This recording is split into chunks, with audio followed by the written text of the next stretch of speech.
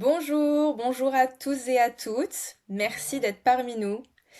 Et j'ai la joie de pouvoir interviewer aujourd'hui, d'avoir avec nous Christian Boyer, qui est vraiment, vous allez voir, et on va faire une petite présentation, une petite introduction, mais vraiment très très très calé et spécialisé dans tout ce qui est santé intestinale, dans sa vaste connaissance. Et aujourd'hui, on va parler spécifiquement de l'intestin poreux et son lien avec l'auto-immunité et comment les probiotiques et les postbiotiques peuvent restaurer la barrière. Salut Christian, merci d'être là. Salut Laurent, avec plaisir. Alors, on va peut-être avoir des questions au fur et à mesure de cet entretien. N'hésitez pas à les poser dans le chat. On y répondra à la fin, si on pourra. On fera le mieux qu'on peut pour essayer d'y répondre. Et si vraiment on n'a pas pu répondre à votre question, n'hésitez pas à nous envoyer un mail à contact@bien-être-auto-immune.com et j'essaierai d'y répondre ou peut-être de transférer aussi à Christian si possible. Pour vous faire la petite intro comme d'habitude, donc je me présente, moi je m'appelle Laurent Chemanda, pour ceux qui ne me connaissent pas, je suis la fondatrice de Bien-être Auto-Immune, qui est vraiment un projet passion et que je porte à bout de bras depuis plus de 4 ans. Et j'ai vraiment voulu construire cette plateforme qui est au final la première plateforme francophone qui est dédiée à l'éducation et au soutien des maladies auto-immunes. La mission, c'est de transmettre les clés vers une santé auto-immune, pouvoir vous de redonner le pouvoir et pouvoir vous donner toutes les clés en main pour travailler sur votre santé à vous. C'est venu, moi, d'un parcours personnel où j'ai été diagnostiquée d'une spondylarthrite ankylosante quand j'avais 23 ans et j'ai été clouée au lit avec de grosses douleurs et souffrances pendant 4 ans à vraiment perdre ma mobilité et perdre ma vie. Et c'est grâce à la médecine fonctionnelle en déménageant aux États-Unis que j'ai pu retrouver la santé. Et donc j'ai voulu apporter ce que j'ai appris, j'ai voulu apporter ça en France, qui est quand même bien présent dans le monde de la médecine fonctionnelle, mais encore trop peu connu par le grand public. Donc c'était le souhait avec cette communauté et cette plateforme. N'hésitez pas à nous suivre sur Instagram, bien-être auto-immune, @bien-être auto-immune. Je voulais aussi vous faire part d'un petit cadeau que je vous fais. C'est la première fois qu'il est accessible vraiment au grand public. C'est un e-book sur lequel j'ai travaillé qui fait un petit peu un résumé des bases, de la compréhension autour des maladies auto-immunes et du processus auto-humain. Et surtout, je parle et j'explique tout ce qui est en rapport avec le protocole AIP, qui est le protocole qui est quand même le mieux étudié pour les maladies auto-immunes. Il y a 8 études cliniques maintenant, enfin 7, presque 8 études cliniques qui sont publiées sur ce protocole-là avec vraiment beaucoup de choses prometteuses. Et donc, et moi, c'est ce qui m'a sauvé la vie. Donc, j'ai voulu vous partager cet e-book de plus d'une trentaine de pages. Donc, je vous laisse scanner ce QR code si vous souhaitez y avoir accès. C'est gratuit, c'est pour vous. Et la deuxième petite chose avant qu'on se lance dans ce webinaire, c'est qu'il y a une offre de lancement que je prolonge en ce moment pour la toute nouvelle communauté privée de bien-être auto-immune où vous allez pouvoir vous retrouver en petit comité sur une plateforme de communauté que j'ai construit d'ailleurs. Et surtout l'avantage, c'est que vous allez avoir accès à moi plusieurs fois par mois sur des appels mensuels pour faire des sortes de petites mini-consultations, pour pouvoir répondre à vos questions, accès à d'autres praticiens aussi spécialisés en maladies auto-immunes, et surtout cette idée de communauté et de pouvoir partager des recettes. On fait des challenges, on a notre premier challenge qui arrive la semaine prochaine sur tout ce qui est de la gratitude et de la reconnaissance. Donc c'est vraiment un lieu sûr pour se sentir soutenu. Et vous avez une offre de lancement à 11 euros par mois au lieu de 22 que je vais garder à vie. C'est-à-dire, au début, j'avais fait 11 euros par mois pendant 3 mois. Là, je l'étends à 11 euros par mois. Tant que vous restez dans la communauté, ça sera toujours 11 euros par mois pour vous qui vous inscrivez dès maintenant. Voilà. Je me suis déjà présentée. Maintenant, je vais... peut-être que je vais te laisser te présenter, Christian. Je t'ai fait une petite slide. J'ai fait une petite intro au début. Mais je pense que tu pourras mieux te présenter que moi. Oh, merci pour la slide, c'est au cas où j'oubliais comme ça. Bah oui. Bon, je vais lire ce qui est marqué. J'espère que tu m'as bien présenté. Non, je rigole. Bon, pour ceux qui me connaîtraient pas, moi, Donc du coup, j'ai un doctorat en biologie de la santé et aussi un master en nutrition humaine et puis en physiologie. Donc je suis passé beaucoup par la case universitaire et puis recherche, notamment dans le domaine de recherche médicale. Et je me suis aussi pas mal spécialisé dans mes études et puis aussi dans certains laboratoires dans lesquels j'ai pu travailler. Et puis voilà, c'était quelque chose qui m'intéresse beaucoup, tout ce qui est pathologie intestinale et le microbiote de manière générale. Donc je continue encore à me former aujourd'hui et je forme aussi des gens. Donc, je suis passé depuis quelques années de l'autre côté de la barrière et pour aussi transmettre mon savoir. Et puis bon, j'ai aussi d'autres activités de consultant scientifique. Je travaille aussi dans la formulation de compléments alimentaires. Je fais beaucoup de conférences, de formations aujourd'hui. Euh, voilà pour résumer un peu ce que je fais. Christian est sur tous les fronts. Et donc ce que je trouve incroyable, c'est aussi non seulement qu'il est derrière quand même beaucoup de formulations, il travaille avec quelques laboratoires, il est derrière pas mal de formulations, mais surtout la plus belle cause, c'est que de un, il forme aussi les professionnels de santé sur des sujets hyper techniques et spécifiques, mais aussi il rassemble, il crée aussi des événements et des séminaires et des congrès pour rassembler aussi et vraiment entretenir cette éducation dans ce milieu de praticiens, de médecins fonctionnels, ainsi de suite. Voilà, donc on a la crème de la crème aujourd'hui pour nous parler de la santé intestinale. Donc on va peut-être se lancer. Euh, alors, pour commencer, je vais peut-être te poser des questions au fur et à mesure. Je sais que toi, tu as quand même pas mal de choses en tête et t'as ta trame. Pour commencer, est-ce que tu peux peut-être nous dire pourquoi la barrière intestinale est l'élément central pour notre santé et plus particulièrement en cas de maladie auto-immune? Alors il y a un article qui est très intéressant d'une personne qui s'appelle Alessio Fasano, qui est c'est un gastroentérologue qui est italien. Et du coup, on appelle ça c'est le papa de la zonuline, c'est-à-dire que c'est la personne qui a découvert en fait quelle était la molécule qui jouait notamment dans cette problématique de perméabilité, et quelle était la molécule qui avait un rôle dans l'ouverture des jonctions serrées. Et donc de régulation de cette perméabilité intestinale. Et donc cette personne, elle a fait un certain nombre d'études, elle a écrit un article, elle a écrit un article, donc en anglais c'est All diseases begin in the gut, et donc du coup ça veut Mhm. dire que toutes les maladies commencent dans l'intestin, et ce qui est intéressant c'est qu'il avait mis entre parenthèses perméable, donc dans l'intestin perméable. Et donc du coup, euh, on sait que justement, cette barrière intestinale a un rôle extrêmement important. Alors, dans notre intestin grêle, on sait que l'intestin grêle est déjà un lieu où il va y avoir une absorption des nutriments. Donc, on comprend déjà que la bonne santé de cette muqueuse intestinale et de cet intestin grêle est importante déjà pour pouvoir bien absorber nos nutriments. Et ben, lorsqu'on commence à avoir des problématiques, on va dire intestinales dans cette zone, et justement que cette barrière, elle n'est plus en parfaite santé, c'est là où derrière, il se passe des choses qui ne devraient pas se passer, c'est-à-dire notamment le passage de molécules euh, en, des molécules qui normalement sont trop grosses pour pouvoir justement passer la barrière intestinale, un peu comme on parle de l'intestin passoire aussi, et on voit bien cette image en fait de jonctions serrées qui sont trop ouvertes et qui laissent passer des molécules. Alors ça peut être des molécules alimentaires, ça peut être aussi des molécules bactériennes, donc ça peut être des fragments de bactéries, ça peut être des fragments aussi de levure, euh, par exemple le candida. Donc il y a un certain nombre de choses qui peuvent passer, traverser cette barrière intestinale et derrière, justement, surstimuler le système immunitaire, provoquer des réactions inflammatoires et avec d'autres facteurs génétiques et c'est pas juste la problématique de l'intestin perméable. Je veux dire, toutes les gens qui ont une perméabilité intestinale vont pas nécessairement développer une maladie auto-immune, mais ça fait partie des socles et des problématiques qui vont pouvoir mettre un petit peu c'est être un peu l'étincelle, quoi. J'ai un peu des Ouais. fois, il y a Donc, des, ouais.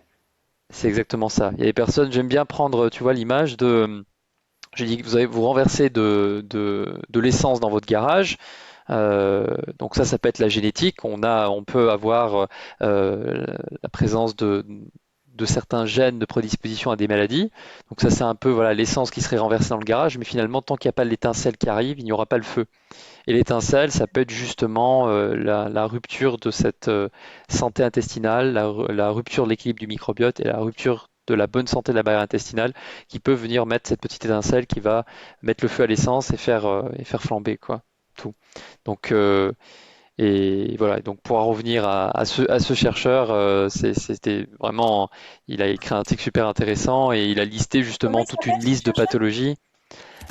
C'est Alessio Fasano. C'est un Italien. Fasano avec un F. Fasano, oui. Ok, il y a quelqu'un qui le demandait dans le chat, donc je vais pouvoir. Oui, Je l'ai trouvé là sur PubMed. oui, c'est assez simple à le trouver, hein. C'est quelqu'un qui est très connu dans le domaine, il a quand même découvert, c'est lui qui a découvert l'azonuline, cette molécule qui a un rôle dans l'ouverture des jonctions serrées au niveau de Oui, l'intestin grêle. Et ça a été oui. une découverte majeure derrière pour la compréhension de beaucoup de choses. Et donc, du coup, oui, c'est vraiment quelqu'un à connaître. Voilà. Donc, c'est un gastroentérologue et notamment chercheur qui s'est intéressé à toute la sphère intestinale et aussi à faire des études, à essayer de comprendre quelles étaient potentiellement les molécules et notamment les aliments aussi qui pouvaient jouer sur cette Influence. zonuline, le gluten Ouais. notamment, du blé. Oui. Bah justement, moi j'en parle beaucoup avec le protocole auto-immune. Dans le protocole AIP, on a analysé, on a regardé les aliments, ou plutôt les protéines ou les éléments de certains aliments qui peuvent affecter la porosité intestinale de par majoritairement la zonuline. Donc notamment tout ce qui est lectine. Bon, le gluten, ça on le sait, mais tout ce qui est lectine aussi a un vrai impact Mm. de par la zonuline sur l'ouverture des jonctions serrées. Donc on se base beaucoup là-dessus aussi. Et Effectivement, d'ailleurs, le la zonuline, il y gluten, a les quelqu'un qui... lectines, et les caséines aussi, la caséine du lait par exemple, qui sont des Oui, grosses molécules aussi.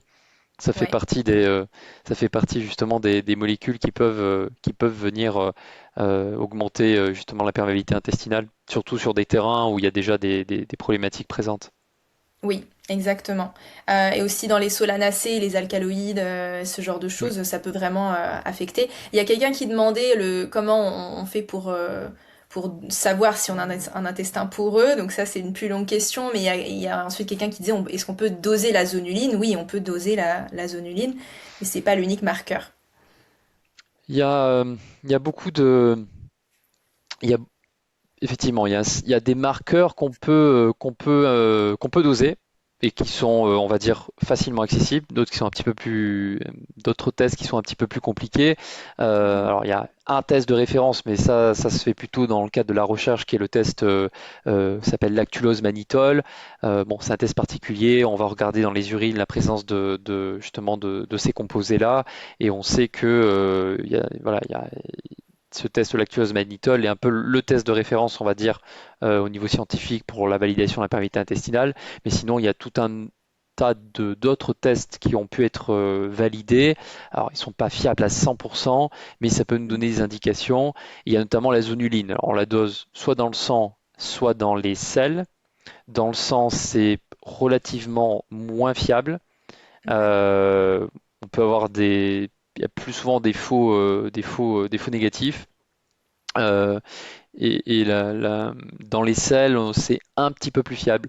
Donc, s'il y a un choix à faire dans le dosage de la zonuline, il faudra plutôt faire une zonuline fécale et pas une zonuline sérique. Donc, il y a des Je laboratoires pensais qui que c'était proposent l'un ou l'autre. Ouais, je pensais que c'était plus proposé la zonuline sérique.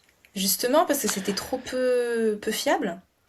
Alors, en France ou même dans la zone francophone, par exemple, il y a des laboratoires qui proposent encore la zonuline sérique. Ouais. Donc, tous ne proposent pas la zonuline fécale. Donc, c'est vrai que s'il y a un des deux marqueurs à choisir, c'est plutôt la zonuline fécale. Mm. Euh, alors après, ça c'est un marqueur de la, c'est indirect, c'est-à-dire que ça veut dire il y a beaucoup de zonuline. Du coup, on sait que la zonuline, elle a cet effet sur l'ouverture des jonctions serrées. Donc, on va extrapoler en disant s'il y a beaucoup de zonuline détectée dans les selles, du coup, potentiellement, vous êtes à risque d'avoir du coup des jonctions serrées un petit peu plus ouvertes et plus de problèmes de perméabilité. Mais attention, parce que du coup, c'est un marqueur indirect, comme je l'ai dit, et c'est pas parce que la zonuline est bonne que dans les selles qu'on n'aurait pas une hyperperméabilité intestinale. Ah, Après, exactement. il y a d'autres marqueurs, mais bon, la liste est un petit peu longue. Il y a des marqueurs, voilà, un petit peu indirecte, on LBP, va dire. La ouais. LBP, oui.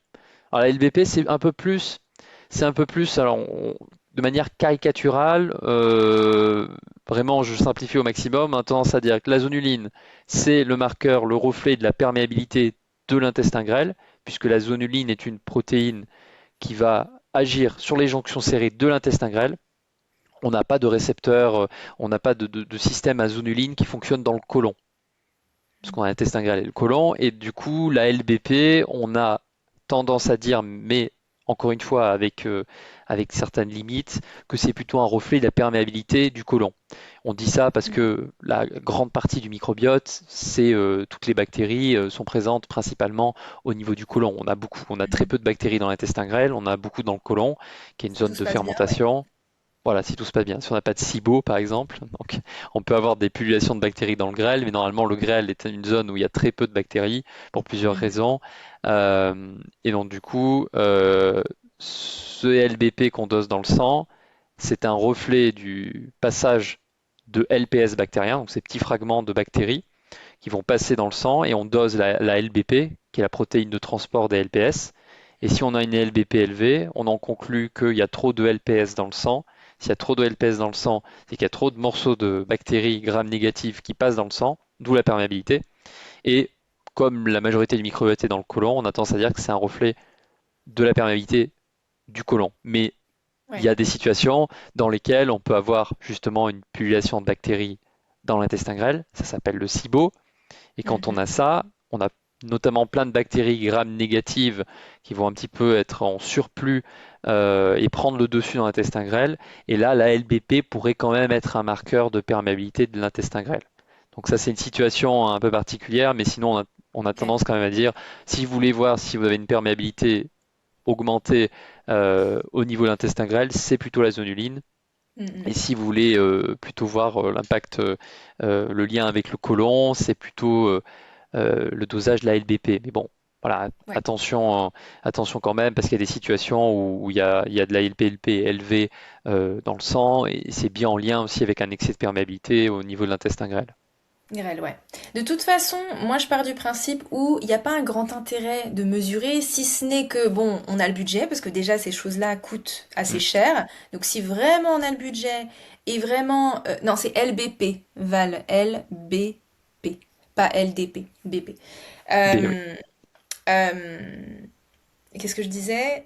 Il n'y a pas forcément d'intérêt à doser Il les n'y a pas marqueurs, voilà, d'intérêt ça coûte de poussé, l'argent. sauf si on veut vraiment être un peu geekos et qu'on veut vraiment comparer le avant, le Mm. après. Mais en réalité, on sait, dans la littérature, on a trouvé qu'il y a toujours une hyperperméabilité intestinale quand il y a une maladie auto-immune active. Donc moi, je vois pas l'intérêt de tester. Moi, quand je fais un prélèvement de sel, c'est quand même, c'est dans les 70 € en plus pour tester la zonuline. Je la rajoute jamais. Il y a aucun intérêt. Parce que même si elle est bonne, comme tu dis, c'est pas un marqueur qui est 100% fiable, c'est un marqueur indirect. Et donc on peut quand même avoir une perméabilité intestinale, même si la zonuline est bonne. Parce que la zonuline, elle a juste un effet de mécanisme d'ouverture. Mais il y a d'autres choses qui peuvent affecter les jonctions serrées. Bien sûr. Donc ouais. Est-ce que peut-être on peut se lancer sur comprendre un petit peu ce dont on parle quand on parle de barrière intestinale? Oui. Alors, effectivement, ça c'est, on va dire, un point important à comprendre. Et souvent, en fait, on n'a qu'une vision très très partielle de ce que c'est que la barrière intestinale. Quand je dis barrière, en fait, on imagine tout de suite, quand on parle de jonction serrée, on parle du coup de ce qu'on appelle l'épithélium intestinal, c'est-à-dire on a une monocouche de cellules en fait dans l'intestin grêle.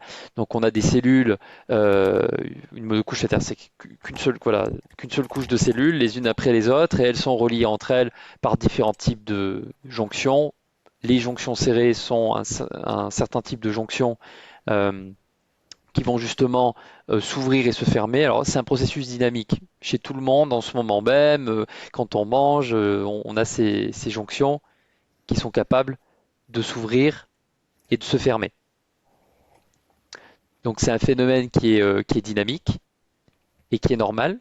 C'est-à-dire que voilà, toute personne a justement ce dynamisme qui se fait de manière, on va dire, relativement constante, et c'est pas Mm. anormal d'avoir un intestin perméable par moment parce qu'il y a des cellules immunitaires notamment qui vont, notamment les cellules dendritiques, qui ont comme des petits bras qui vont aller récupérer par exemple des bactéries au niveau du microbiote, qui vont aller un petit peu regarder ce qui se passe. Donc ce phénomène de, voilà, de perméabilité, il est dynamique. Mais quand ça devient trop important, c'est là où c'est problématique. Donc barrière intestinale, on a souvent cette vision juste de la couche de cellules de cet épithélium intestinal, on appelle ça la bordure en brosse aussi, puisque si on regarde au microscope, on a l'impression que ça fait comme des poils de brosse en fait. Donc là, voilà, c'est juste l'épithélium. Et ça, c'est une chose parmi toute la barrière intestinale. Alors je suis désolé, c'était pas prévu, mais je vais m'absenter 30 secondes parce que j'ai fait une bêtise. J'ai laissé les clés sur la porte et ma compagne est en train de toquer. Donc je reviens. Voilà, Vas-y, vas-y. ça c'est les trucs sympas du live. Donc je vais aller ouvrir la barrière, Je vais justement. meubler. Vas-y. Voilà, je vais aller ouvrir et après je reprends. Donc je vous expliquerai en entier de quoi il s'agit. Qu'est-ce que c'est que cette barrière intestinale? Donc n'hésite pas à meubler et à reprendre la petite explication sur l'épithélium intestinal. Allez, à tout de suite. Voilà, très bien. Donc, pour faire simple, comme Christian disait, l'épithélium intestinal, en final, c'est juste les cellules intestinales. Et au final, c'est une couche qui est unicellulaire. Donc, toutes les cellules sont euh, jointes entre elles par les jonctions serrées dont il a parlé. Donc, ces jonctions serrées vont être dynamiques et vont s'ouvrir pour laisser passer les micronutriments, se refermer pour ne pas laisser passer des mauvaises choses. Et donc, ces cellules, elles ont vraiment ce mécanisme-là. Mais en plus de tout ça, ah bah voilà, Christian est de retour. En plus de tout ça, il y a plein d'autres couches qui viennent prendre place et qui viennent soutenir cette couche épithéliale. En fait, on a pour but de protéger notre couche épithéliale par plein d'autres mécanismes. Donc, bon, Christian, je te laisse reprendre, Voilà. peut-être parler voilà, de l'intérêt du mucus et du microbiote. Donc voilà, on parlait d'ouverture des jonctions serrées. Moi j'ai fait voilà une ouverture de porte. Voilà. Bon, c'était voilà, le petit truc drôle de la soirée, comme on dit, c'est les aléas du direct. Vous allez à du Euh, direct. voilà, exactement. C'est pas grave. Allez, donc au-delà de cette couche de cellules épithéliales, notre barrière intestinale, c'est aussi le mucus, puisqu'on a une couche de mucus qui est au-dessus justement de cet épithélium. Cette couche de mucus est aussi importante, elle a un rôle de barrière et de protection. Il y a des échanges, il y a des molécules qui passent dans le mucus, bien évidemment. C'est ce qui permet aussi de maintenir un peu à distance les bactéries justement le microbiote des cellules épithéliales. On ne veut pas que ces bactéries s'approchent trop, ou du moins qu'il y en ait un trop grand nombre qui s'approche des cellules épithéliales. Donc c'est aussi une barrière. Euh, cette couche de mucus et au-dessus de la couche de mucus, on va dire qu'il y a aussi le microbiote finalement. Donc ce microbiote intestinal qui est composé de bactéries, de levures, champignons, il y a tout un tas de choses dans le microbiote intestinal. Il y a aussi Même de des parasites. virus, voilà, des parasites, effectivement. Yes. Donc On fait un talk de... C'est demain ton webinaire sur les parasites? non, j'ai samedi un événement justement, une journée formation à Paris justement sur les parasites. Ah, Euh, et je devais enregistrer ce matin des émissions radio dont sur les parasites, mais il y a eu une coupure de courant, donc c'est reporté la semaine prochaine. Voilà. ah, zut. Donc Ok. c'est la Mais tu en journée. fais un aussi, avec Simplicure, tu faisais un avec le docteur Aurélien Nunez? Avec Aurélien, oui. On fait un talk sur parasites et liens entre les parasites, les virus et le microbiote intestinal et les problématiques thyroïdiennes, notamment en problématiques auto-immunes. On parlera d'Hashimoto. Bah voilà. Donc, Donc suivez Christian sur Instagram parce qu'il publie un petit peu hmm. tout ce qu'il va faire en live. Donc suivez-le sur Instagram. Puis une page C'est Facebook simplement. aussi, voilà. Et sur Facebook, c'est quoi ton Insta? Mon Insta et mon Facebook, c'est simple, faut taper Christian Boyer, Point PhD. .ph. Voilà, c'est ça. C'est Point pareil .ph. sur Facebook aussi, hein. Ouais, voilà. Donc comme ça, vous pouvez suivre un petit peu tous ces autres webinaires. Donc excuse-moi, donc du coup, on était en train de parler du microbiote. C'est ça, que ça faisait aussi partie de cette barrière intestinale. Donc on commence à comprendre que c'est un petit peu plus large que juste des cellules épithéliales et des jonctions serrées. Il y a aussi le mucus, il y a le microbiote. Le microbiote a aussi une sorte de rôle barrière en fait, hein, parce il va produire certaines molécules, certains composés, d'ailleurs qui permettent à la couche de mucus et à l'épithélium d'être en bonne santé. Mhm. Et parce que là, je suis allé au-dessus, j'ai parlé d'épithélium, le mucus, les microbiotes. Donc maintenant, je vais aller dans l'autre sens, on va aller en dessous. Et en dessous, quand on passe sous l'épithélium, on a ce qu'on appelle la lamina propria. Et c'est là notamment où il y a tout le système immunitaire intestinal. Il y a un grand nombre de cellules immunitaires, dont les cellules dendritiques, par exemple, dont j'ai parlé tout à l'heure, qui ont un peu ce rôle de senseurs, qui vont être capables de faire passer comme des petites mains, donc des dendrites, pour aller regarder ce qui se passe un peu au niveau du microbiote, regarder est-ce qu'il n'y a pas trop de mauvaises bactéries, est-ce qu'il n'y a pas une infection en cours, est-ce qu'il n'y a pas un problème. Et donc, cette lamina propria et ce système immunitaire a aussi un rôle de barrière. Alors, il intervient des fois euh, en, on va dire, en avant-garde et en arrière-garde, puisque il peut intervenir, on va dire, avant même qu'il y ait une problématique, parce que le système immunitaire va produire notamment, va intervenir dans la production d'IgA sécrétoire. C'est comme des petites flèches qu'on va tirer dans l'intestin, qui vont permettre de contrôler les populations de bactéries, les populations fongiques. Donc on a un peu comme un château fort, je prends à chaque fois cet exemple-là, je dis on a un château fort. Les murs et les tours, c'est l'épithélium. Après on a le pont-levis avec les douves, tout ça et tout, ça, c'est le mucus. Après, il y a de l'herbe, il y a les paysans, tout ça et tout. Donc ça, c'est le microbiote. Et puis plus loin, il y a les ennemis. Il y a les ennemis qui arrivent. Et donc, le système immunitaire, c'est les chevaliers à l'intérieur et puis les archers on va dire sur les coursives. Et donc, du coup, les archers vont tirer des flèches pour éviter que les ennemis approchent trop. Donc, les flèches, ça, c'est les IgA sécrétoires, par exemple. Et si malgré tout ça, il se passe un problème et qu'il y a des ennemis qui finissent par pénétrer, il y a derrière l'arrière-garde, comme on dirait, les soldats. Et donc ce système immunitaire, il intervient non seulement en prévention, notamment via les IgA sécrétoires pour essayer de contrôler le microbiote et les pathogènes potentiels, tout ça et tout.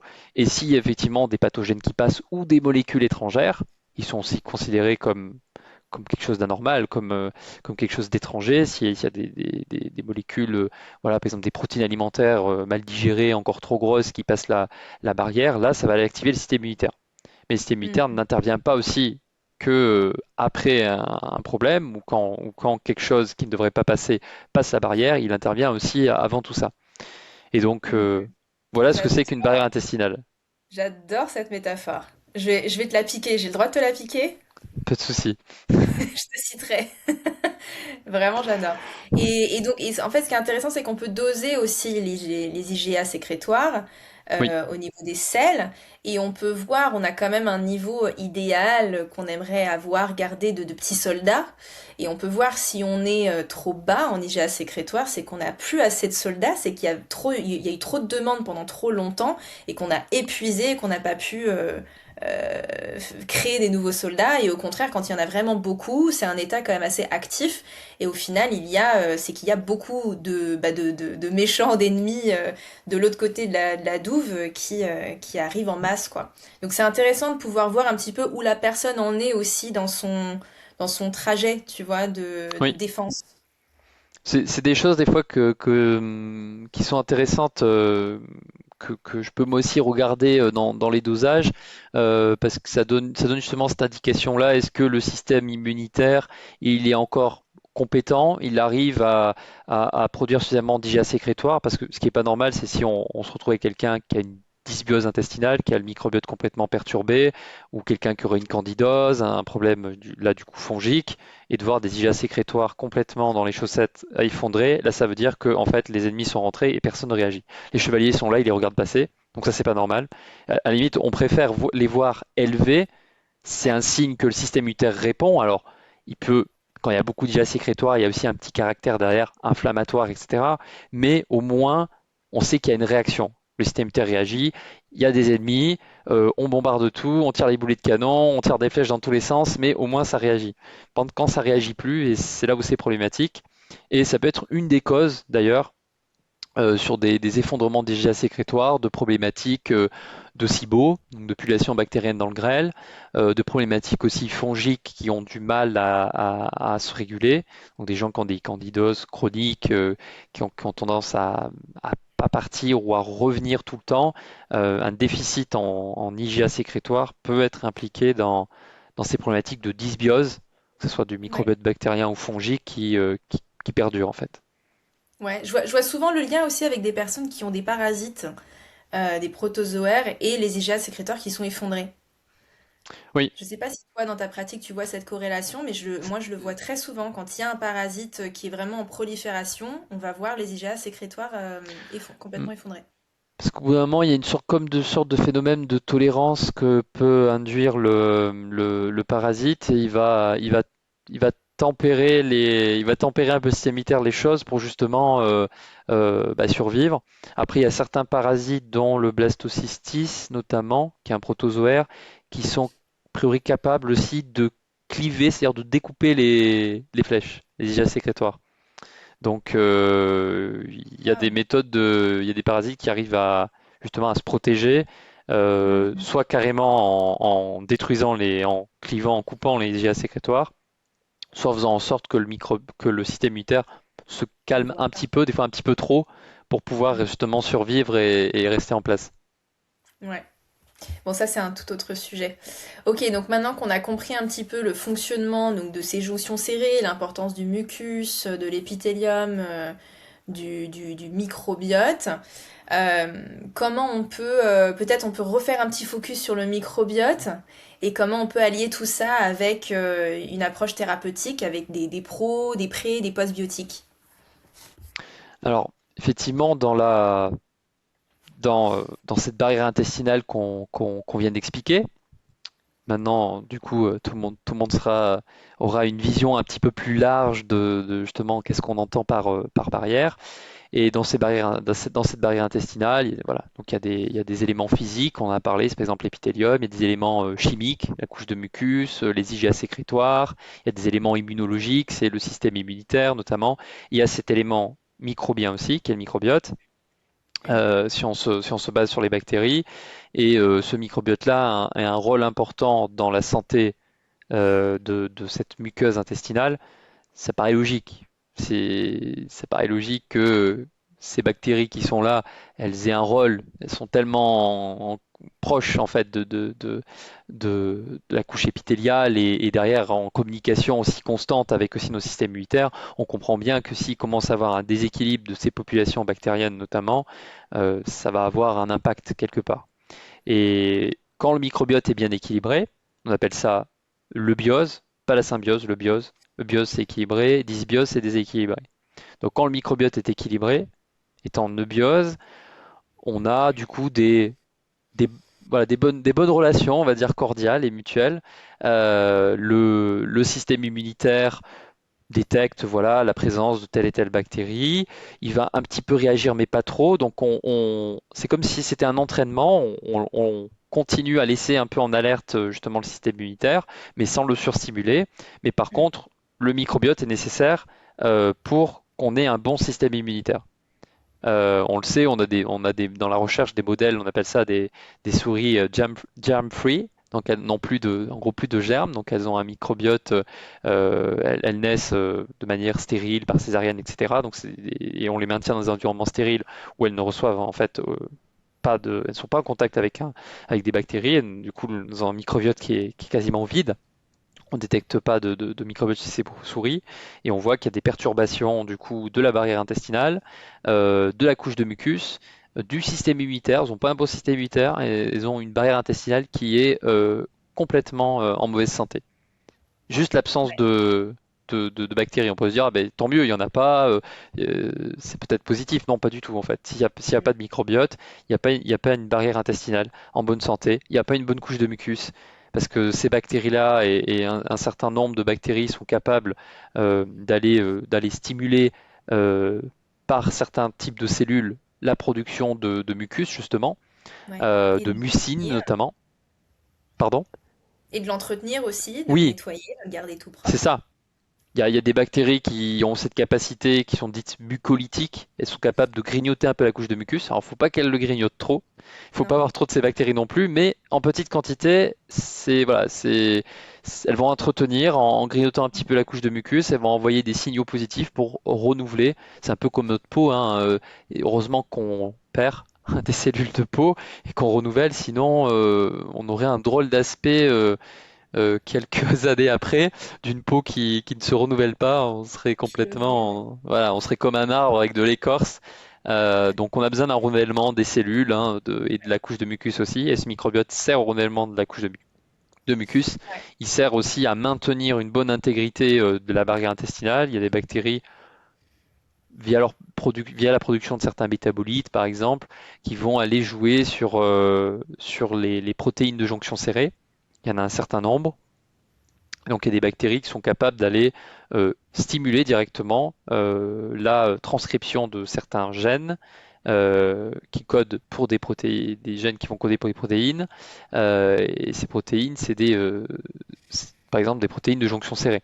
Donc le microbiote a Mhm. aussi un rôle dans la santé et on va dire dans la bonne intégrité des jonctions serrées, Ouais. plus l'effet sur le système immunitaire qu'on en dit. Il y a certaines souches de bactéries qui vont stimuler par exemple la production d'IgA sécrétoire.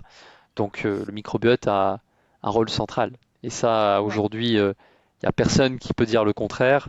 On a on a des milliers d'études maintenant qui montrent l'implication du microbiote avec tout un tas de pathologies, avec tout un tas de problématiques de santé, que ce soit de la dépression, de la maladie auto-immune, et Mm. Même de probablement souvent l'obésité. aussi, oui, l'obésité, bien sûr. Les problématiques digestives, déjà tout court, hein, le syndrome d'Esther irritable, par exemple. Euh, voilà. Ouais. Donc c'est vrai que c'est. Alors je voulais revenir sur deux choses. Le premier, j'essaie de décider sur lequel revenir, mais euh, parlons après de l'importance que t'en as parlé au tout début de ta réflexion, de l'importance de ce microbiote pour entraîner en fait notre système immunitaire, et ça c'est vraiment la clé pour les maladies auto-immunes ou les troubles immunitaires. Mais ce qui est intéressant aussi, c'est qu'au final, bon, t'as pas nommé les noms techniques, ou enfin les noms des choses, mais par exemple, j'imagine quand tu disais, il y a certaines bactéries qui vont aider aussi à produire certaines molécules qui vont aider à la réparation intestinale ou au mucus. Tu parlais du butyrate, j'imagine, ou Par on peut dire exemple, l'acide butyrique. Donc, le butyrate, on a tendance à vouloir complémenter d'office et de se dire, bon, bah, je vais me complémenter de butyrate et puis ça ira mieux. Alors oui, bien sûr que ça peut aider, mais en réalité, on veut toujours recreuser sur pourquoi on a besoin de butyrate aujourd'hui. On veut aider à réparer, mais est-ce qu'on pourrait peut-être revenir un cran en avant et de se dire, mais est-ce que je peux soutenir mon microbiote pour soutenir les bonnes souches bactériennes, pour celles qui sont connues pour justement sécréter ce butyrate et entretenir cette santé intestinale. Et donc au final, et je dis pas, moi je conseille toujours, hein, bon, beaucoup de compliments, mais on veut quand même revenir à des choses assez basiques, c'est de travailler sur le microbiote. Et travailler sur le microbiote, ça ne demande pas toujours de prendre un milliard de différents compléments, rien que d'avoir cette compréhension de quoi ils se nourrissent, de fibres, de polyphénols. Tout vient déjà de notre alimentation de base. Alors là, on va parler des postbiotiques, prébiotiques, ainsi de suite. Mais je veux oui, insister sur le fait que on devrait être capable d'entretenir un microbiote sain avec un mode de vie sain. Et dès la toute petite enfance, et de vivre dans un environnement qui soit trop stérile, comme tu disais pour les souris, bon ça c'est un cas extrême, mais on n'est pas fait en tant que être humain ou en tant qu'animal, d'être vivant sur Terre, on n'est pas fait pour être stérile. Et cette eubiose, elle est intéressante parce qu'au final, c'est une parfaite harmonie de bactéries qui soient bonnes ou mauvaises, qu'on a tendance à classifier comme mauvaises, mais c'est une parfaite harmonie. Et aussi ce que tu as dit, la communication. C'est vrai, ça, c'est aussi une communication entre tous ces groupes de différentes bactéries, parasites, virus, oui. ainsi de suite. Donc c'est ça, il faut pas prendre peur. On n'a pas besoin d'avoir peur de ces bactéries et de vouloir absolument tout zigouiller ce qui est sur notre passage. Alors parfois, on peut se lancer dans un. Il y a quelqu'un qui demandait comment on se débarrasse du plastocyste, par exemple. Donc on peut se lancer dans des protocoles d'éradication, mais en parallèle, c'est important de comprendre sur comment je peux soutenir, comment je peux venir rajouter une harmonie, venir instaurer une Mm. harmonie dans le microbiote. C'est Euh, surtout ça. il y a un truc qui est, j'ai, je vais la citer parce que c'est une collègue qui s'intéresse, enfin, je pense que tous les gens qui s'intéressent au microbiote s'intéressent aussi, on va dire, aussi à l'environnement et à ce qu'on voit aujourd'hui, c'est-à-dire, en fait, on n'est plus aujourd'hui on n'est plus dans un milieu où notre mode de vie moderne en fait est devenu notre mode de vie est devenu devenu un perturbateur, je dirais même endocrinien, un perturbateur de notre microbiote. Ouais. Donc du coup, on a des fois des discussions avec une collègue qui s'appelle voilà, Krotoum Konaté, qui s'intéresse beaucoup aussi Qui sera en webinaire en avril avec nous. ah ben voilà, ben c'est génial. Oui. Et du coup, elle s'intéresse beaucoup aussi, parce que c'est une ex, elle travaillait je crois, tout ce qui est agronomie, tout ça et tout. Elle s'intéressait aussi à- elle s'intéresse beaucoup aussi à tout ce qui est aujourd'hui nos moyens, nos méthodes de culture, par exemple, de finalement l'utilisation excessive des pesticides, des insecticides et de toute cette pétrochimie, par exemple. Aujourd'hui, tous ces produits-là, alors non seulement les produits en eux-mêmes sont généralement pas bons pour nous non plus, mais en fait, ce qu'on a oublié, notamment quand on parle de ces molécules-là, on dit ah c'est dangereux, tel pesticide c'est dangereux pour nous, tout ça et tout, et on oublie tout le temps de mentionner finalement que souvent le premier danger c'est pas directement pour nous, mais c'est pour nos bactéries. Et après pour nous aussi, bien évidemment. Maintenant on comprend aujourd'hui l'importance. Si on perturbe nos bactéries, on a un impact sur notre santé. Et il y a des choses, des trucs tout bêtes, mais on sait aujourd'hui que voilà, les sols qui sont traités, on a détruit en fait toute la vie. Il n'y a plus tous les micro-organismes du sol qui étaient notamment là présents. Et quand on mange des aliments, même en les cuisant, il reste quand même ce qu'on appelle des endobiotes, donc des bactéries qui sont vraiment à l'intérieur de certains aliments. On trouve pareil, on retrouve aussi ce qu'on appelle des phages, des bactériophages, donc ce sont Mhm. des sortes de virus à bactéries, mais ces bactériophages, ce ne sont pas des choses négatives. Ces fameux bactériophages qu'on retrouve aussi sur sur des feuilles de certains légumes verts, on en retrouve dans le sol aussi. Et en fait, tout cet écosystème-là, quand on mange des aliments, on mange des bactériophages aussi, on mange des fois par exemple des probiotiques du sol, des bactéries, des bactéries Mhm. sporulées. On mange ces éléments-là en fait. C'est pas Mhm. juste des nutriments, c'est pas juste des fibres, c'est aussi en fait on apporte aussi des micro-organismes et notamment par exemple ces phages-là qui ont un effet régulateur sur notre microbiote. Et le problème c'est Mhm. qu'aujourd'hui on a détruit, on a détruit tout cet écosystème. On se retrouve avec des aliments stériles qui n'ont plus ce biote-là. Et du coup, ça va être un des premiers trucs qui va finir par perturber le nôtre. C'est comme si on mangeait des aliments vides et qu'on n'apportait plus ces éléments essentiels, cet engrais pour que notre microbiote soit en bonne santé. Donc non seulement ce qu'il nous faut, on ne l'a plus, mais en plus ce qu'il ne nous fallait pas, on nous l'a mis. Donc avec les aliments ultra transformés, les additifs, la plupart des additifs ont un effet délétère sur le microbiote. C'est vous regardez quasiment n'importe quel additif. Après attention, il y a d'additifs. Si c'est de la vitamine C, c'est marqué comme un code E et c'est un additif, la vitamine C ne va pas être problématique forcément. Mais par exemple, je parle notamment des émulsifiants qu'on retrouve Mhm. dans beaucoup d'aliments, même dans des aliments bio, hein. Bio ne veut pas dire Ouais. Beaucoup sans de lait additifs. aussi végétaux, Oui, malheureusement. donc Ouais. des choses qui paraissent anodines comme, alors désolé pour les végétariens, si vous pensiez que l'agar-agar c'était bien, bah, les carrageenan et compagnie, il y a des liens, notamment leur consommation est liée à des problématiques d'inflammation intestinale. En fait, Ouais. voilà, Pareil je pour dirais, l'aloe vera, si elle n'est pas correctement préparée et traitée, c'est pareil. L'aloe vera, il faut faire attention. donc, comme voilà, comme tu disais, il y a des bases évidemment avant même de penser à prendre qui ont aussi c'est des outils, Ouais. mais je veux dire, on a besoin des outils pour construire une maison, mais avant tout, il faut les briques et les éléments de base, ça restera de toute manière toujours l'alimentation, la nutrition, l'hygiène de vie, le sport, le sommeil, éviter voilà, de s'exposer trop. Je dis ça alors que je suis toute la journée devant l'ordinateur, mais j'ai des lunettes qui filtrent la lumière bleue. Je me fais des séances Oui. de photobiomodulation le matin pour éviter les effets de la lumière bleue justement. Donc il y a Voilà. effectivement, si on revient à la base, il y a toute cette hygiène de vie et rien que le fait de faire du sport, c'est pas que pour la santé cardiovasculaire ou pour avoir un bon cardio ou pour faire des muscles ou quoi que ce soit, le fait d'avoir une activité physique a aussi un impact positif sur Ouais. justement les bonnes bactéries, certaines bonnes Ouais. bactéries du microbiote.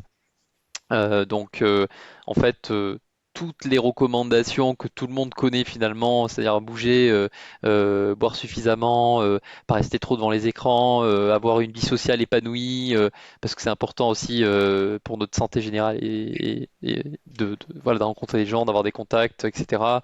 D'éviter le stress au maximum. Le stress perturbe notre microbiote. En fait, voilà, on les connaît tous, les conseils qu'on devrait appliquer Et finalement. en fait, ce qui est intéressant, c'est de changer un petit peu cette, j'ai pas le mot en français, the lens, la vision. C'est que oui, on fait ça pour notre santé globale. Comme tu dis, on fait du sport pour Mm. aussi gagner du muscle, pour aussi avoir une meilleure santé cardiovasculaire, certes. Mais en fait, il y a énormément de parts de ces raisons qui sont pour le microbiote. Et c'est vrai que moi, quand je prends des décisions dans ma vie, depuis que je suis tombée malade, depuis que je suis dans ce monde, bah, je pense toujours à mes petites bactéries. Et vraiment au quotidien, je me dis, mais qu'est-ce que je peux faire là pour faire encore plus de bien, pour apporter encore plus de bonnes choses à mes petites bactéries. Mm. Et ça passe par des petites choses. Alors, de toute façon, on a passé le stade où on pourrait vivre une vie parfaite et idéale pour avoir un microbiote sain sans avoir à faire d'efforts. Aujourd'hui, la vie qu'on a, comme tu disais, cette vie moderne, elle a détruit énormément de choses. On a passé ce stade. Donc on doit faire des efforts dans notre quotidien. Et ça passe par déjà faire un choix de manger un maximum de bio. Si on peut avoir un petit potager de temps en temps aussi profiter de ce potager, c'est excellent. De choisir des produits de qualité, de aussi allier, comme tu disais, dans les éléments crus. Il y a quand même un intérêt. Il y a parfois des bactériophages, des choses qui sont intéressantes. Donc d'allier le cru et le cuit. Bon, moi, j'ai tendance à plus insister sur le cuit, mais d'allier un Demi-cuit, petit voilà, peu. vapeur. Voilà. Par exemple, ça va pas cuire, la température du cuiseur vapeur, elle dépasse pas les 100 degrés comme dans l'eau. Et donc, on a aussi une préservation non négligeable aussi notamment des éléments nutritifs, mais une partie aussi du biote qui provient de la terre. Ouais.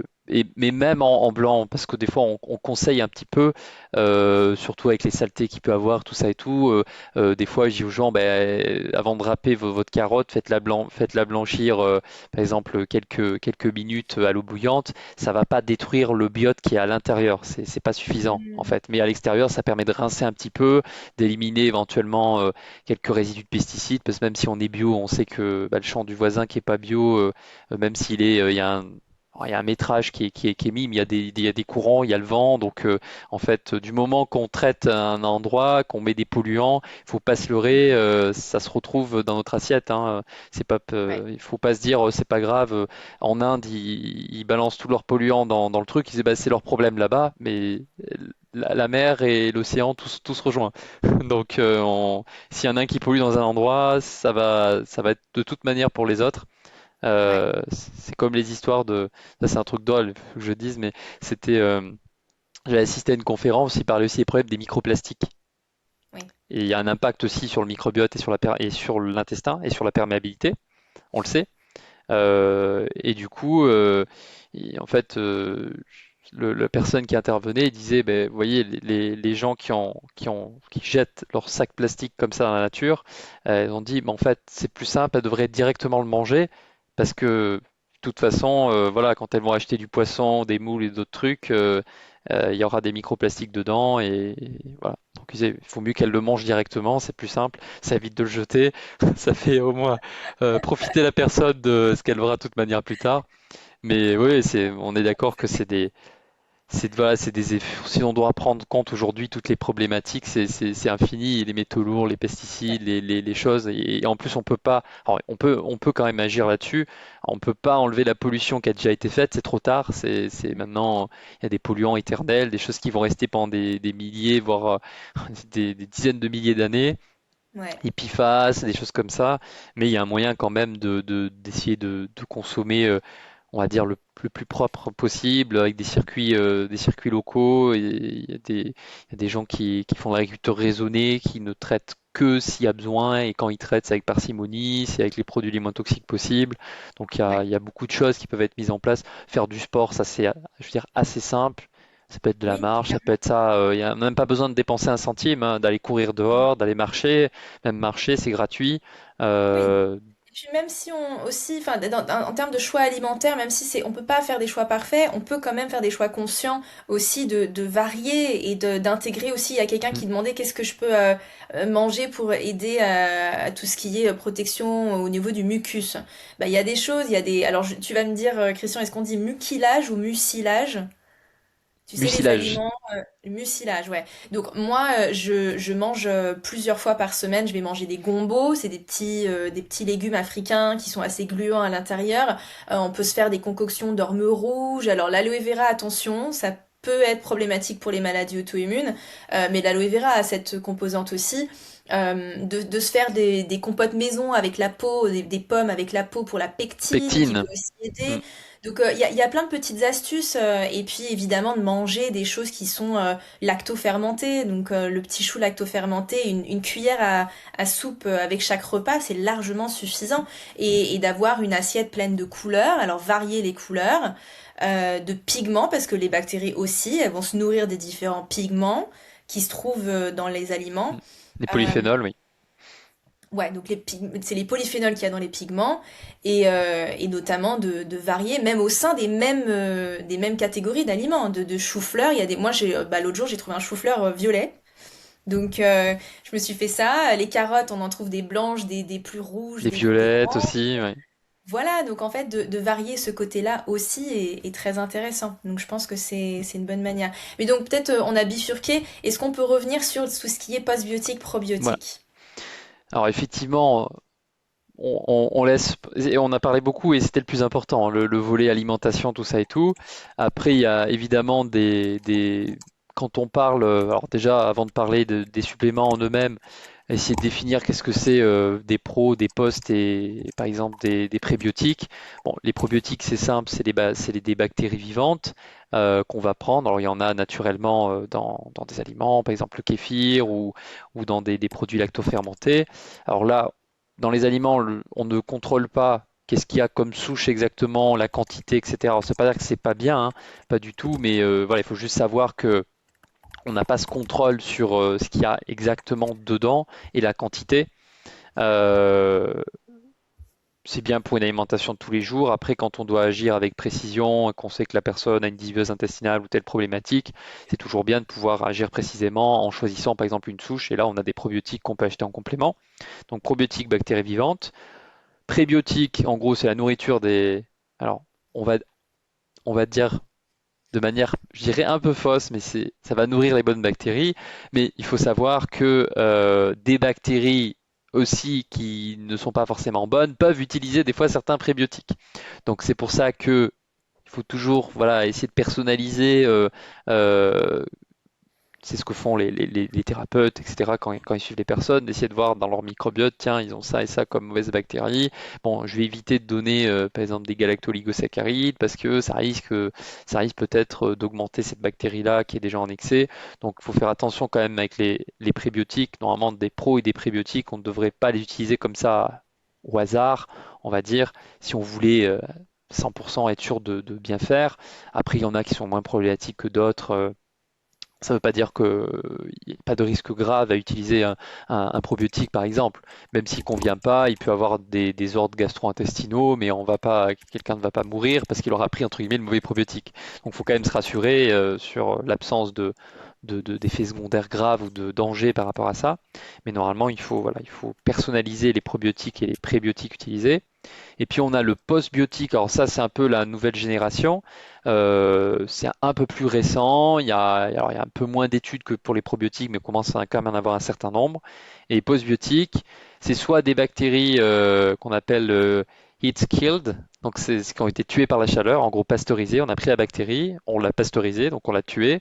Ou ça peut être aussi un mélange en fait de la bactérie qui a été pasteurisée, plus de certains de ses composés. Donc par exemple, si on prend des bactéries, qu'on les met dans un fermenteur, on leur fait produire des molécules, qu'on récupère tout ce liquide-là avec les bactéries, les molécules qu'elles ont produites, on pasteurise tout. Et ça aussi, c'est un postbiotique, donc un mélange de bactéries et des métabolites qu'elles ont pu produire. Mhm. Donc Et concrètement, en tant que postbiotique, ça a un impact sur le microbiote ou ça a un impact sur plutôt les dérivés de microbiote et donc sur la paroi intestinale et le mucus? Pour la alors Akkermansia mucilifera, par exemple. oui. Du coup, alors déjà, on peut se demander, il y a peut-être des gens qui se posent la question, bah, c'est pourquoi, quel est l'intérêt de donner un postbiotique si c'est une bactérie qui est morte, donc du coup, elle agit plus si elle est morte. Et ben, de manière étonnante, quand on regarde quelques études, on se rend compte, des fois, on prend la bactérie vivante qui est le probiotique, on le transforme en postbiotique. On fait pas mal ça sur tout ce qui est lactobacilles notamment. Lactobacillus acidophilus, par exemple, il y a pas mal de postbiotiques qui sont des lactobacilles. Euh, on appelle ça les LAB, lactic acid bacteria, donc les bactéries qui produisent l'acide lactique, donc notamment les lactobacilles. Et donc, du coup, on prend la bactérie vivante, on la chauffe. Donc, du coup, après, elle est morte, elle est pasteurisée. Et on fait des études et on donne la bactérie vivante et puis la bactérie morte en même quantité. Il y a des études qui montrent que par exemple, les effets sur tel et tel paramètre, comme la perméabilité intestinale ou les douleurs intestinales, eh ben, la bactérie vivante comme morte marche aussi bien, voire même des fois, on a montré un effet supérieur de la bactérie qui a été lyophilisée, qui est morte. Et donc ça s'expliquerait notamment, une des raisons, ça pourrait être le fait que une fois qu'on a pasteurisé la bactérie, il se pourrait que ben, en pasteurisant, en chauffant, on peut changer un petit peu, on appelle ça la conformation, c'est-à-dire la forme de la bactérie, notamment la forme de certaines protéines. Et on a des fois du coup, ces postbiotiques qui vont un peu plus se scotcher au niveau du mucus et persister un peu plus. En fait, ils vont avoir un effet d'attachement qui est supérieur à la bactérie vivante qu'on pourrait donner. Parce que de toute manière, les probiotiques ne recolonisent pas l'intestin, ils ont beau Mhm. être vivants, ils sont de passage. Alors, ils servent quand même parce que pendant leur passage, ils produisent certaines molécules, ils modulent le microbiote. Donc c'est un Mhm. peu comme voilà quelqu'un qui fait le ménage pendant qu'il traverse les couloirs, il ramasse les débris au sol. On va pas dire Ouais. que c'est inutile ce qu'il fait, Mhm. même s'il se déplace de partout. Donc là c'est Mhm. pareil. Donc les probiotiques ne viennent pas recoloniser un microbiote, mais durant leur passage, elles vont produire certaines molécules ou agir sur le microbiote de manière positive. Mhm. Elles vont moduler nos bactéries qui sont déjà dans le microbiote et le Mhm. postbiotique peut avoir un rôle soit sur la barrière intestinale directement, soit aussi peut avoir un effet de modulation du microbiote. Alors, probablement que c'est un peu plus, on va dire, indirect. Donc, soit ça Mhm. passe par les molécules qu'il a produit, si c'est un postbiotique qui comprend la bactérie lyophilisée plus les molécules qu'il a pu produire dans le fermenteur, par exemple. Donc, c'est peut-être les molécules justement qui sont dans le postbiotique qu'il a pu produire, comme l'acide lactique ou d'autres, le butyrate par exemple, qui peuvent avoir un effet positif. Et puis, comme je l'ai dit, il y a une communication avec le système immunitaire.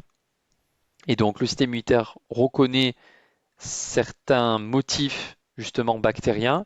Et De même la si la bactérie. bactérie est morte, on a quand même Mhm. toujours ces motifs.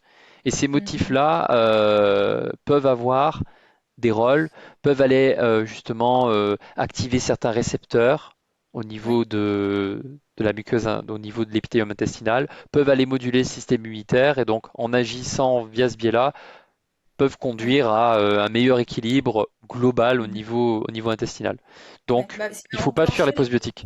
processus anti-inflammatoires en fait. C'est ça. Il y a des postbiotiques qui ont des effets régulateurs, qui vont par exemple jouer sur la balance, on appelle ça des T-régulateurs, qui sont c'est des lymphocytes T qui ont un rôle, d'où le nom régulateur, qui vont aller s'opposer par exemple au TH17, qui eux ont un effet pro-inflammatoire. Donc on a besoin d'un équilibre entre les deux. Et donc il y a des probiotiques comme des postbiotiques qui sont capables d'agir justement sur les T-régulateurs, certains qui vont agir en améliorant comment dire, en agissant sur les protéines de jonction serrée, d'autres qui vont agir sur la production de mucus, par exemple, en stimulant l'expression de certains gènes qui sont qui codent pour des protéines qu'on retrouve dans le mucus. Donc voilà, les postbiotiques peuvent finalement avoir des rôles, des effets très Mhm. proches, voire même Mhm. meilleurs que les probiotiques. C'est pas valable pour Mhm. tout, mais on a Mhm. des études qui ont montré ça. Par exemple, pour la Ouais. Carmentia, on Ouais. a peut-être dit un petit mot sur cette bactérie, je sais pas, sûrement. Justement, Euh, parce que je sais que tu dois partir, est-ce que tu peux peut-être, notamment en parler avec la Cormantia mucinifera, mais peut-être nous donner concrètement quels seraient les probiotiques et postbiotiques que tu hmm, recommanderais dans certains cas? Est-ce que tu as des laboratoires aussi de prédilection? Je pense que c'est bien de donner des choses ouais. concrètes aux gens. Alors, dans dans les probiotiques, il y en a un certain nombre qui sont. Alors, si on se base juste sur, on va dire, allez, l'équilibre la muqueuse intestinale d'une manière globale, il y en a quand même deux qui sont bien documentés. Un, c'est la fameuse levure Saccharomyces boulardii. Donc là, on peut la voir, on la trouve même en pharmacie, ça s'appelle ultra levure. Bon, j'ai rien contre les pharmacies, mais c'est vrai il y a des gélules avec des additifs, il y a des trucs dedans qui sont pas terribles, donc des fois c'est mieux d'aller trouver des laboratoires de compléments alimentaires qui mettent une gélule propre où il n'y a aucun excipient, voilà, c'est juste la gélule plus le Saccharomyces boulardii, il n'y a pas du dioxyde de titane et d'autres additifs.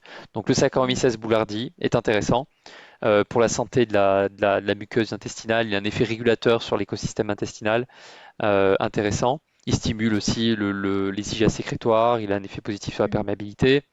Donc Mhm. Donc, Saccharomyces ce serait sous forme boulardii, de cure un petit peu plus courte qu'une prise d'une prise classique de probiotiques. pas. Alors Il faut. généralement la plupart des probiotiques, alors tu peux l'administrer, il est très connu parce qu'on le donne souvent durant les antibiothérapies, le Saccharomyces boulardii, l'ultra levure qu'on trouve en pharmacie notamment. On le donne souvent durant les antibiothérapies pour essayer de protéger un peu la flore. Euh, mais il ne faut pas forcément le donner juste durant l'antibiothérapie, ensuite le stopper. On sait même que le continuer après a un effet positif. D'une manière générale, quand on prend un probiotique, la plupart des études, quand elles ont montré des effets, c'est à partir d'un mois. Donc, moi, mon Mhm. conseil, c'est peu importe le probiotique que vous prenez, s'il vous convient du moins, qu'il n'y a pas de souci, il faut en prendre pendant 2 mois minimum. Ça ne sert à Mhm. rien d'en prendre pendant 3 ans d'affilée, nécessairement. Euh, on va le prendre souvent pour aider à rétablir un équilibre et ça va être un outil parmi notre caisse à outils pour essayer d'aider. Après, il y a des gens qui sont très bien. Ça m'arrive d'avoir, j'ai certains patients qui prennent, qui ont un jour testé un probiotique, ils me disent, mais ce truc-là, il est génial. Je me sens tellement mieux quand je le prends. Ça fait 1 an que je le prends et à chaque fois que je l'arrête, ben, je me sens un petit peu moins bien. Bah, il n'y a pas de souci, Mhm. on continue. Si on prend pendant 1 an, il va rien se passer. Mais le but, c'est pas de faire ça, c'est pas de prendre un probiotique toute sa vie. Ça va être un outil qui va nous aider à rétablir un certain équilibre et généralement, on en donne pendant quelques mois. J'irai entre 2, 3, 4 mois. C'est les durées que je cible, on va dire. En tout cas, il faut compter minimum 1 mois pour qu'il y ait un effet. La plupart du début des effets apparaissent au bout d'un mois, des Mhm. effets majeurs. Après, il y a des gens qui commencent à prendre un probiotique. Déjà, au bout de quelques jours, ils disent, ah, ben, j'ai un peu moins de diarrhée, j'ai un peu moins de douleur. Donc, il y a des premiers effets qui peuvent être rapides sur des symptômes. Après, des effets plus mesurables sur la barrière intestinale ou autre, il faut compter au moins un bon mois. Donc ça, Ok. c'était l'exemple pour la Saccharomyces boulardii. Il y en a un deuxième un petit peu, on va dire, intéressant sur lequel on a quelques études sur aussi la muqueuse intestinale, la perméabilité, c'est un lactobacille. C'est le Lactobacillus rhamnosus GG. Donc lui, il est assez connu hein, pour son effet intéressant sur la réduction de la perméabilité intestinale. Il y a aussi des études sur l'axe intestin-cerveau, sur l'allergie. Donc il est très connu, hein, Lactobacillus rhamnosus GG, vous en trouvez partout. Il est très très connu avec le Saccharomyces boulardii. Il y a un grand nombre d'études. Et puis en postbiotique, on a notamment la Carmentia mucinifila. Euh, il est assez connu en postbiotique. Il y a eu un certain nombre d'études, notamment par alors le papa un peu de la Carmentia, c'est Patrice Cani, qui est un Belge de l'université de Louvain, si je ne dis pas de bêtises. Oui, je crois que c'est ça, Louvain, qui a étudié cette bactérie-là et qui a montré un intérêt. Alors, on a montré surtout un intérêt dans le cadre du syndrome métabolique et de l'obésité, mais il y a aussi un intérêt sur la qualité de la couche de mucus et la perméabilité. Et il y a un complément qui existe. Alors, il n'y a pas beaucoup de laboratoires qui le distribuent. Pour ça, là, je vais donner dans le laboratoire, parce qu'autant Saccharomyces boulardii, vous le trouvez partout, sur les marques américaines, des marques françaises, etc. Autant la Carmentia mucinifila pasteurisée, c'est The Acarmentia Company qui vend ça. C'est la start-up qu'a fait Patrice Cani. Et dans les laboratoires qui distribuent, il y a Metagenix. euh, anciennement bio, c'est via Métagénix, on trouve chez Bionutrix. Donc Métagénix distribue la Carmentia. On a aussi, je crois récemment, TerraScience aussi, qui est un laboratoire de compléments qui distribue aussi, ils ont depuis peu la Carmentia justement lyophilisée. Mhm.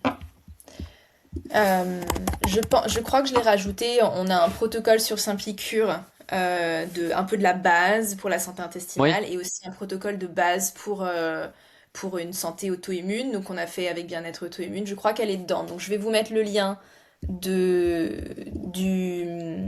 du protocole. D'ailleurs, toi aussi, tu as développé des protocoles hein, dans Simplicure, il me semble. oui, oui, Mais il y en a quelques-uns, oui. Il y en a un ouais. il y en a un sur la perméabilité, il y en a d'autres en cours qui arriveront sur là, sur la partie thyroïde et auto-immunité notamment. Mais oui, il y en a quelques-uns qui doivent y être. Je vais vous retrouver ça, je vais vous mettre ça dans le chat. Mais les gens, ils me demandaient d'écrire les noms des bactéries parce que c'est vrai que quand on ne sait pas comment ça Ouais. s'écrit, on s'y perd. Donc je le mets dans le chat. Ok, Ah oui, parce que super. oui, écrire Saccharomyces boulardii, Oui. ça peut être un petit peu compliqué. Akkermansia mucilifila, donc il y a deux cas d'Akkermansia, mais Ouais.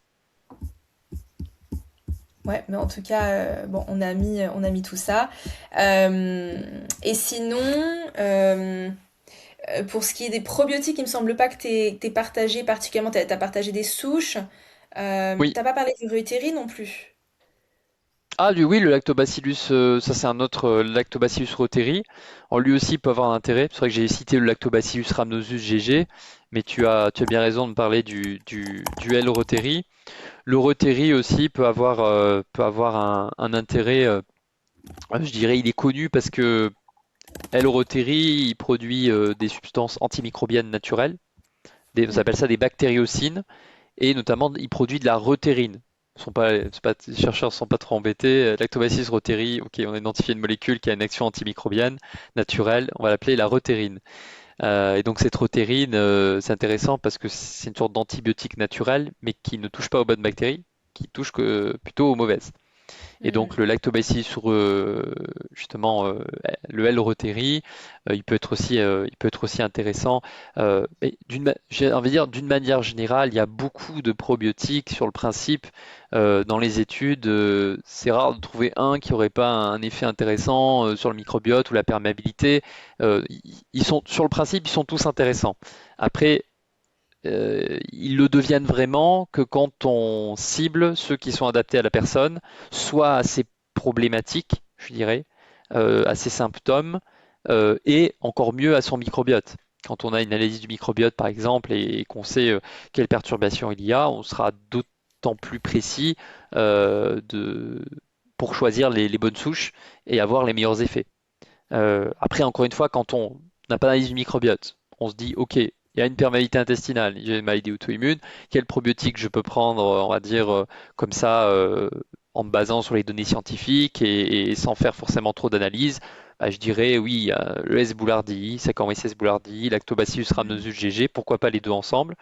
Il y a aussi des probiotiques sporulés, le Bacillus coagulans, notamment, c'est un des plus étudiés, il y en a d'autres, mais le Bacillus coagulans, il a aussi des intérêts dans le cadre de la sphère digestive, de la santé intestinale.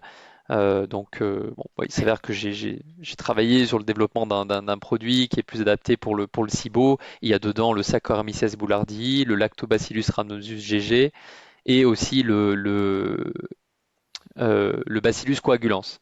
Ok. Et c'est quel C'est un laboratoire produit. ça? Parce que je pense que les gens ils sont intéressés.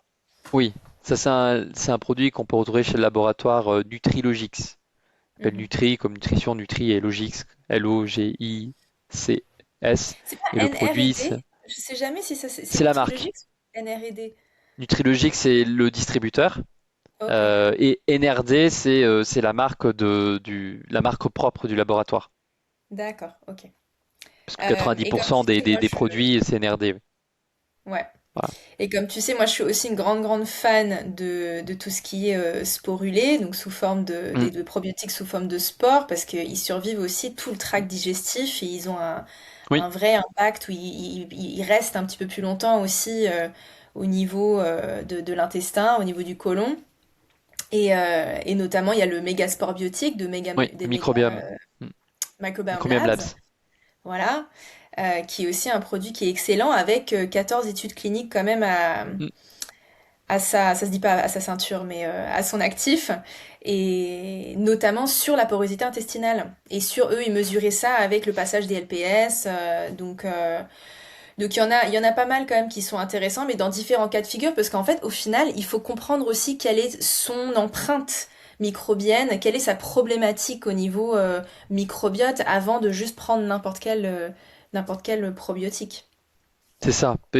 Comme je dis, faut les voir en fait comme un électricien, finalement, il a une panoplie d'outils. Il va pas utiliser les mêmes pour chaque problématique. Ou un plombier, il va pas sortir sa clé de 12, par exemple, à chaque fois. Et on a un certain nombre d'outils, de choses utiles, et elles le seront plus ou moins en fonction des problématiques de la personne.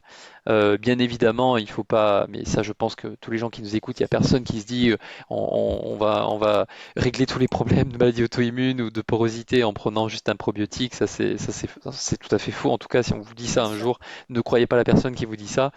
C'est absolument faux, mais ça fait partie des aides qui peuvent être utilisées en plus de l'alimentation, les compléments, comme tu as parlé du butyrate par exemple. Voilà, et on a aussi voilà, les probiotiques, mais dans les postbiotiques. Et des fois, je dirais peut-être là-dessus, c'est les gens, des fois, ils me demandent, mais du coup, je prends plutôt probiotique ou postbiotique? Bah, je dirais que des fois, pour des gens un petit peu plus sensibles, le postbiotique, comme c'est des bactéries qui ont été lyophilisées et qui sont mortes du coup, des fois, il y a une meilleure tolérance du postbiotique que du probiotique. Mais ça ne veut pas dire systématiquement que le postbiotique est mieux que le probiotique. Et puis aujourd'hui, comme c'est un petit peu nouveau, on a beaucoup de probiotiques, mais les postbiotiques, c'est beaucoup plus restreint. Tous les probiotiques existants n'ont pas leur équivalent postbiotique. Donc, Mhm. parce que bah, il faut faire des études, il faut s'assurer que ça a un intérêt, parce qu'il y a des bactéries où peut-être qu'on n'aurait pas d'effet positif une fois qu'elle est morte, d'autres peut-être qu'on aurait un effet similaire, voire supérieur. Donc c'est pour ça qu'aujourd'hui, finalement, la plus grande panoplie qu'on a à disposition, c'est via les probiotiques. On a tout un tas de souches, les postbiotiques, on est un petit peu plus restreint à l'heure actuelle, on en développe de nouveaux. Mais voilà, ça fait partie aussi des nouveaux outils qui ont leur intérêt aujourd'hui. Il y a eu l'ère des probiotiques, maintenant il y a l'ère aussi des postbiotiques, donc de ces bactéries lyophilisées, qui peuvent être tout à fait intéressantes également à intégrer dans le cadre d'un protocole complet. Ouais, et c'est passionnant, et c'est vraiment un sujet sans fin, et comme tu dis, avec toujours des nouveautés et des nouvelles compréhensions, et c'est hyper intéressant d'avoir un monde aussi vaste que presque l'univers qui soit au final à l'intérieur de Mm. nous, et d'essayer Et de le invisible. comprendre. Et quoi?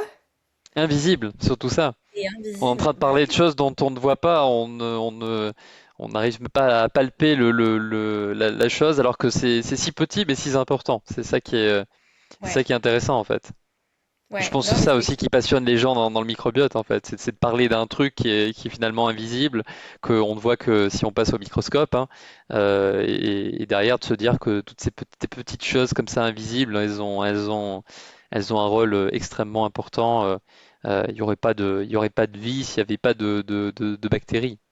bah, c'est ça. C'est Ouais, et c'est clair. surtout dans le cadre des maladies auto-immunes, c'est qu'elles ont vraiment un rôle essentiel et clé dans la tolérance Mm. de soi, dans le maintien de la tolérance de soi. Parce qu'on sait que Oui. dans les maladies auto-immunes, le problème, c'est qu'on a cette perte de tolérance immunitaire, ou donc de Mm. tolérance de soi, et elles jouent vraiment un rôle clé, de par, comme tu disais, cet entraînement depuis la petite enfance. Elles nous présentent des petites bactéries qui sont plus ou moins problématiques, plus ou moins pathogènes. Elles les présentent auprès de nos cellules immunitaires pour qu'on s'entraîne au fur et à mesure de notre vie. Donc l'importance de pas vivre des petits dans un environnement aseptisé, et de jouer dans la terre, d'avoir le droit de mettre les choses à la bouche, et d'avoir les animaux de compagnie qui viennent nous lécher le visage, et que bon, Mm. après Ça, on ça chope peut un peu de parasites. voilà, c'est ce que j'allais dire. Après on peut avoir une bonne petite bouchée de parasites avec, mais en tout cas voilà, c'est important quand même de nourrir, de penser quand même au quotidien à nos bactéries, de les nourrir et d'en prendre Mm. soin. Donc merci Christian, je sais que tu dois y aller. Merci pour ton temps, merci pour ta générosité. Franchement, c'était passionnant. Et j'espère qu'on pourra refaire un webinaire plus tard dans l'année ou l'année prochaine, encore sur les mêmes sujets de santé intestinale, parce qu'on pourra en parler pendant des heures. Effectivement, bah écoute, avec plaisir. Tu peux me rappeler et puis on fera, tu choisiras le sujet, on fera un webinaire. Yes, trop bien.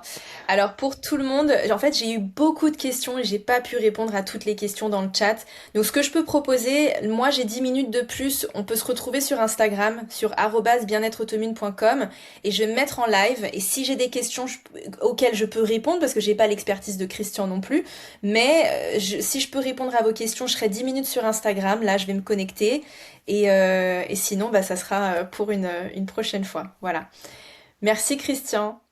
De rien, avec plaisir. Au revoir tout le monde. Merci, bonne soirée. Au revoir à tous.